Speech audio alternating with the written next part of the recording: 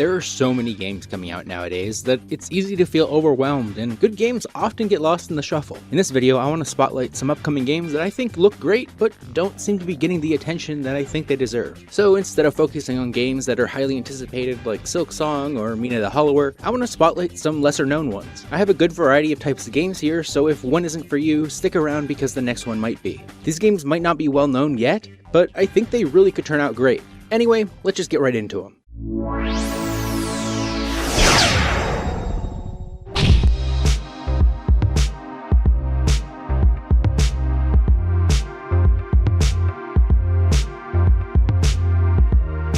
Artificial is a game that's taking a ton of inspiration from the Half-Life series and Portal, because it's a first-person, physics-based puzzle game where you kind of have to figure out how to progress and get through each of these levels using a ton of different physics objects. It's definitely aiming for a Half-Life 2 level visual fidelity, but that said, this is really impressive once you find out that it's made by a single developer. As someone who loves to play games that give you a bunch of tools to solve problems in your own kind of creative ways, I am really excited for this one.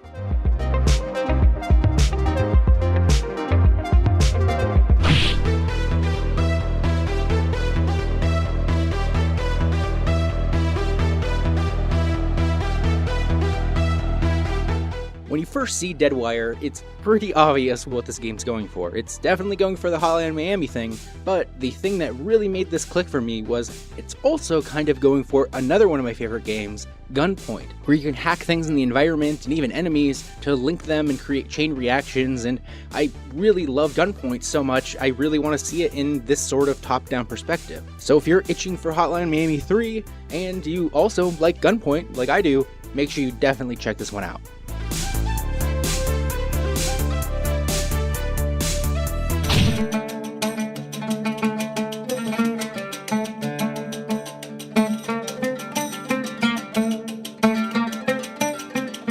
The Siege in the Sandfox is an upcoming 2D stealth Metroidvania, and those are some of my favorite words all together in one. Think Mark of the Ninja meets Super Metroid, and I am there. But like a lot of other stealth games, you're going to be using a bunch of tools to distract enemies and try to navigate your way around. In a way, it's giving kind of Assassin's Creed, but 2D. But this looks cooler than the official ones of those because it's going after a Metroidvania sort of structure. On top of all of the mechanical stuff that has me excited for this one, just look at it. It's incredibly gorgeous looking. This one's been developed for quite a long time, and they're saying 2025, and I really hope it sticks to that and comes out this year at some point.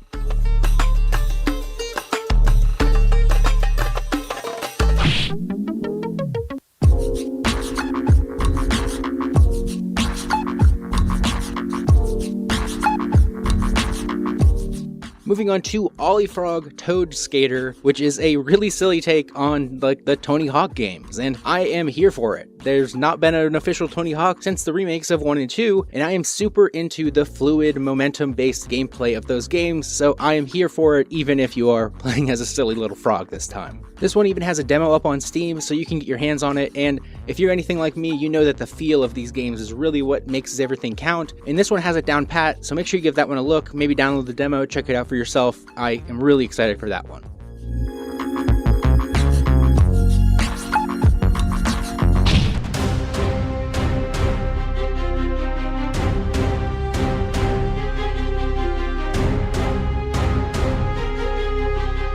StarVaders is an upcoming deck-building, grid-based tactics roguelike kind of thing. It's a mishmash of a bunch of different ideas, but it's super exciting because I love a deck-building roguelike, and this just adds a layer on top of that with some chess kind of tactical gameplay. On top of the really satisfying looking gameplay, it also really has a great artistic direction that gives like FLCL meets Gurren Lagann. So if you want to see the love child of games like Slay the Spire and Into the Breach, make sure you give this one a good look.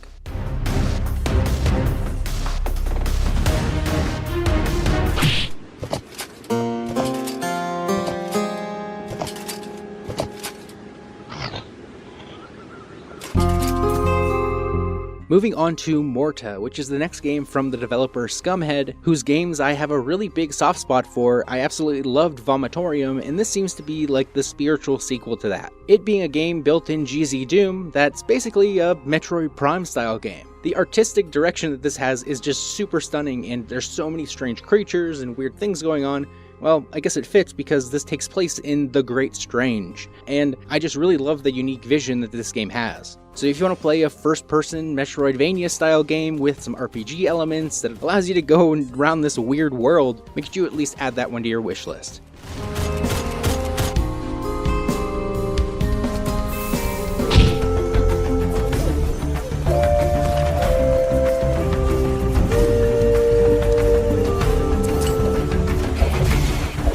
Primal Planet is another upcoming Metroidvania, but this time it takes on the more traditional 2D perspective, but it also has some really unique stuff like crafting and survival elements that are pretty unique for this genre. You'll be playing as a caveman who's fighting off dinosaurs, so imagine Ark, but it just happens to be a Metroidvania game too. Since the Metroidvania genre is one of my favorite genres, if not my favorite, it's really cool to see that there's still so many different unique ideas out there that really haven't been explored too much.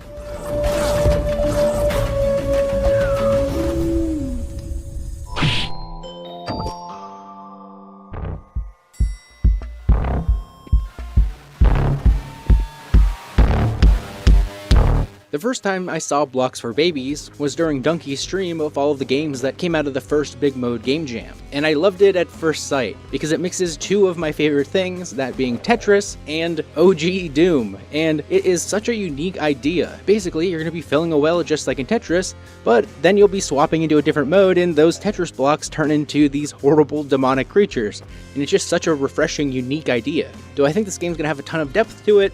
Probably not. But I think this is a game that just looks super cool, and it's definitely worth a try once it comes out.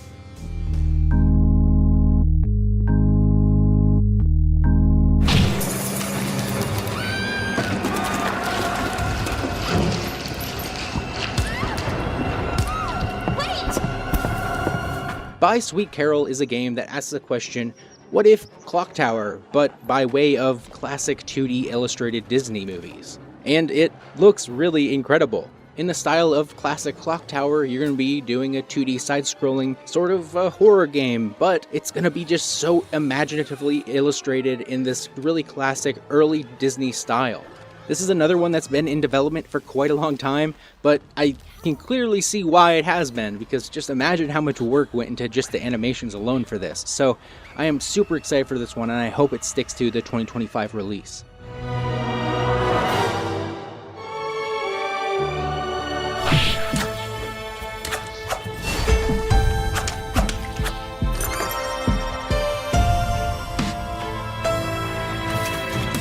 Then we have Last Moon, which is a really promising looking top-down Zelda-style game where you're exploring this beautiful, bloomy, sort of watercolory world. This just looks to be a really polished Zelda-style game, so if Echoes of Wisdom didn't exactly hit the spot for you, make sure you keep an eye on Last Moon.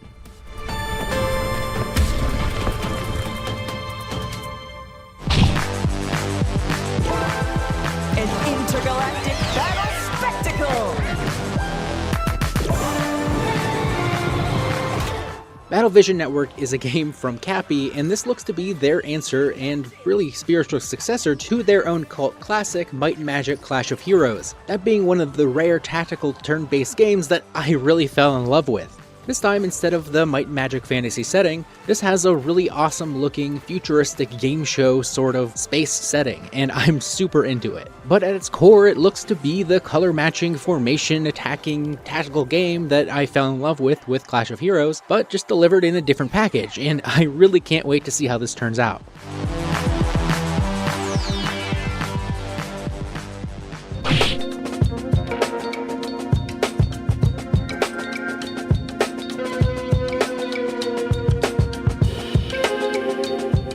Sleight of Hand might be the most big profile game in this video because it was in an Xbox developer kind of spotlight game showcase thing, but I really think that this one still is a little bit under the radar, and I'm super excited for it because I am a big fan of the stealth genre, but this just happens to mix in some cool card-based mechanics. It's like a Deus Ex meets Slay the Spire, and I am really interested to see how this one turns out.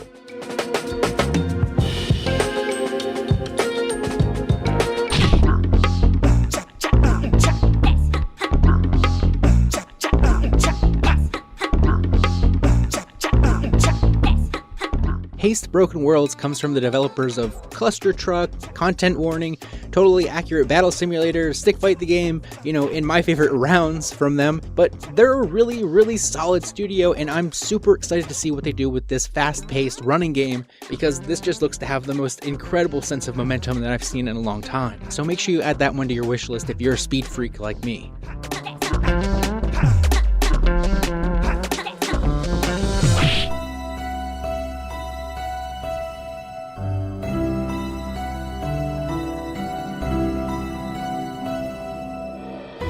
EverDeep Aurora is a gorgeous Metroidvania game, but I am so excited because look at the way that it uses its HUD. I just love when a game has this retro throwback kind of aspect ratio to it, but it doesn't waste the rest of the screen. It's filling it with important information like the map and all your items. I just love the way this game looks. It seems to be utilizing every part of the buffalo, and I am so excited for this.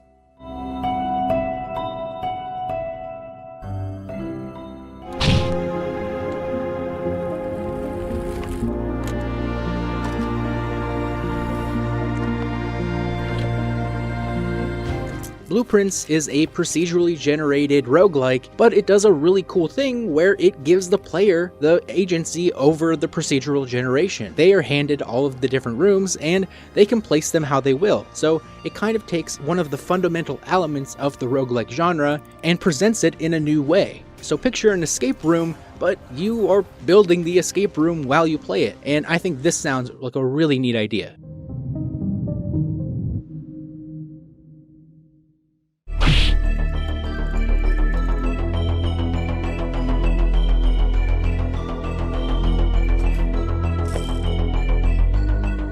Subversive Memories is an indie take on the classic survival horror genre, and I think that this looks like a really excellent take on it, especially in the shadow of releases like Signalis. This one, instead of being set in a sci-fi situation like a spaceship, it's set during a Brazilian military dictatorship, and it has you exploring the themes of oppression and historical trauma, and I think this is a really neat way of expressing those sorts of ideas. So if you want to play a classic style survival horror in the vein of Silent Hill or the OG Resident Evil games, make sure you give that one a look.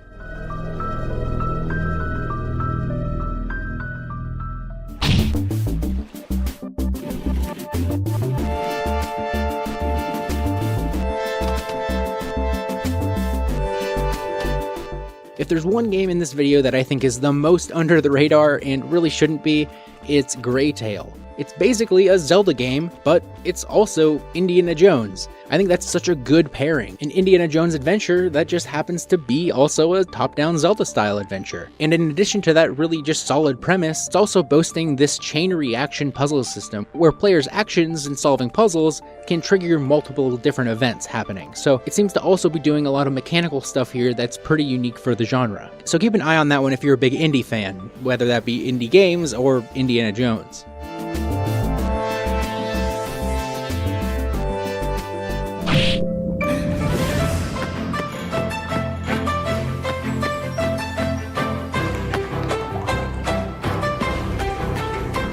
Constance is an upcoming, really gorgeous looking Metroidvania game that's taking a lot of influence from Hollow Knight, but maybe with a little bit less of a dark edge to it. You're going to be tasked with exploring the world as you would expect in a game like this, but you're also going to be using paint-based mechanics to overcome combat encounters and do a bunch of environmental interaction. So if you're looking for something that mixes Hollow Knight with like Celeste and maybe a touch of Splatoon, make sure you give that one a look.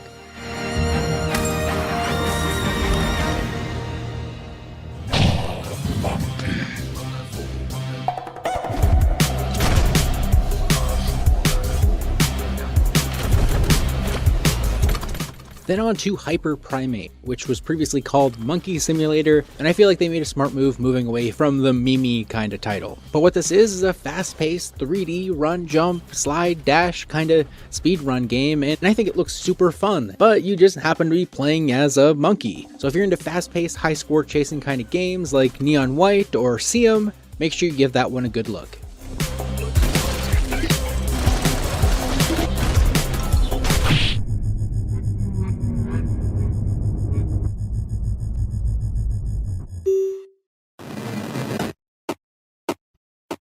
Next up is a game being published by New Blood, and it is Tenebris Somnia. And the real claim to fame for this one is that it's a 2D survival horror game that mixes live action footage with the really rudimentary pixel art, and I think that that is such a cool clash, and it's kind of unsettling in itself. Also, it'd be easy to say that they could have shot these live action sequences and made them, you know, kind of like a lot of the modern FMV games, kind of low budge looking. But all of the live action scenes that they've shown so far look like they're pretty high budget looking and kind of impressive in a real like A24 horror movie kind of sense. So if you're a big fan of horror movies and classic survival horror stuff, make sure you give that one a look.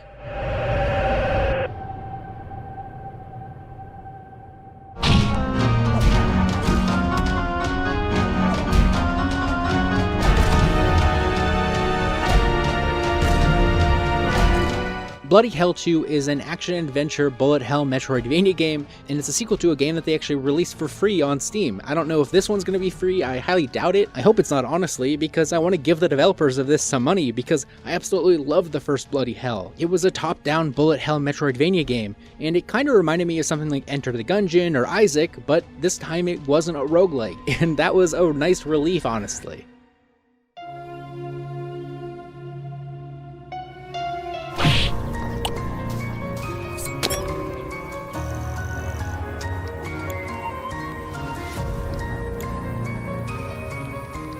ZWAARD is another top-down action-adventure game, but the hook here is that your sword is so unbelievably customizable. And I think that that is such a cool idea, to add a lot of depth to this genre by just making a completely customizable weapon. And I think that that breathes a lot of life into a genre that's honestly been kind of samey lately. So give that one a look if you're into action RPGs and you want to really get down to the nitty-gritty with customization.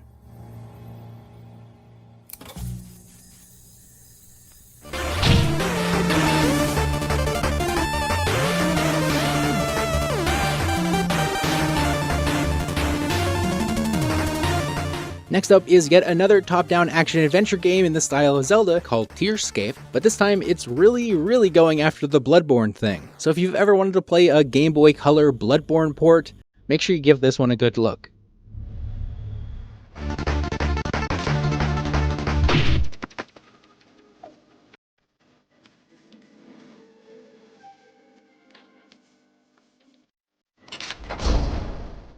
Orbo's Exodus is a sequel to Orbo's Odyssey, which is a really awesome, fast-paced platform game that has just incredible momentum to it. And I'm just super excited to see what comes from Orbo's Exodus, because the first game just felt so damn good to play. So if you want a 3D platformer with a bent towards the maybe speedrunner-y kind of stuff, make sure you give that one a good look.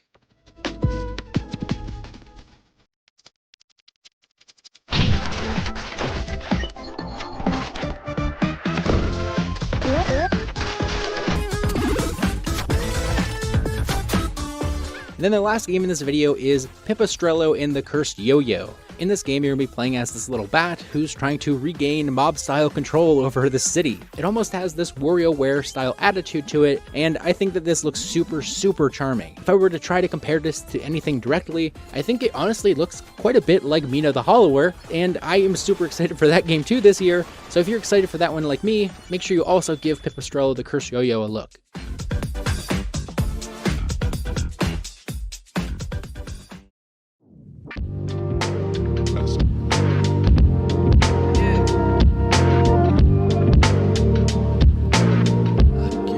Alright, and thank you guys for watching my video on games that are coming out in 2025 that I am super excited for. If you have any suggestions of stuff that you think is super exciting but isn't getting the hype that you think it should, make sure you leave all that stuff in the comments. I really actually do want to discover some new games. But yeah, if you like this video, you might like my other stuff. I have a ton of other videos that are digging deep, trying to find some real hidden gems, really awesome stuff out there. So make sure you check out my other videos if you enjoyed this one. Like, share, subscribe, do all the YouTube-y stuff. That is really actually meaningful in a really deep way, and I super appreciate everybody who does it. And yeah, thank you guys so much for watching.